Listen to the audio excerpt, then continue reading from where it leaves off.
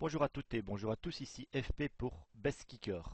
Je m'attelle aujourd'hui à un petit Watch and Go sur une situation qu'on rencontre finalement assez régulièrement en sit and go et même en tournoi également. C'est une situation où la grosse blinde a 3 big blinds ou plus ou moins, mais aux alentours de 3 big blinds.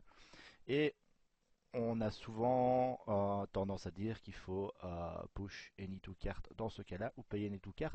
Eh bien, on va le vérifier ou à tout le moins affiner cette semi-vérité. Donc, j'ai placé ici un sit and go 6 joueurs avec tout le monde des stacks plus ou moins équivalents, sauf la grosse blinde dont nous sommes, qui a 3 big blinds. Eh bien, que doit-on faire dans ces cas-là? Je nous suis mis la plus mauvaise main possible et on va voir avec le graphique euh, que, a priori, on ne peut pas payer si vilain pousse 85%. Si vilain pousse 85% de sa range, donc on voit que c'est quand même extrêmement large, nous sommes censés payer ici euh, presque tout, sauf vraiment les poubelles. Pourquoi est-ce que j'ai mis 85% chez Villain dans un premier temps? Bien simplement parce que c'est la range de Nash dans ce cas-ci. On va voir que si Villain pousse 100%, ce qui est souvent le cas, eh bien, on doit encore laisser tomber vraiment les plus grosses poubelles.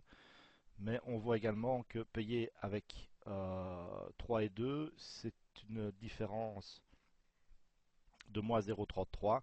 Et avec le stack que l'on a, je pense que c'est quelque chose que l'on peut prendre comme edge négatif, puisque après on va se manger la blinde. On risque de ne pas avoir l'opportunité de pousser une meilleure main, ça c'est sûr, mais est-ce qu'on va pouvoir pousser contre la grosse blinde? On n'en sait rien. Donc ici, voilà l'illustration du concept de payer any two card. C'est d'autant plus vrai si on rajoute les ante, et là vous voyez que clairement c'est s'il pousse 100%, c'est vraiment 100%. Si on revient à la range de Nash tout à l'heure, on est toujours sur 100% des mains qu'il faut payer. Évidemment, je pourrais faire nous mettre ici dans les chaussures du pusher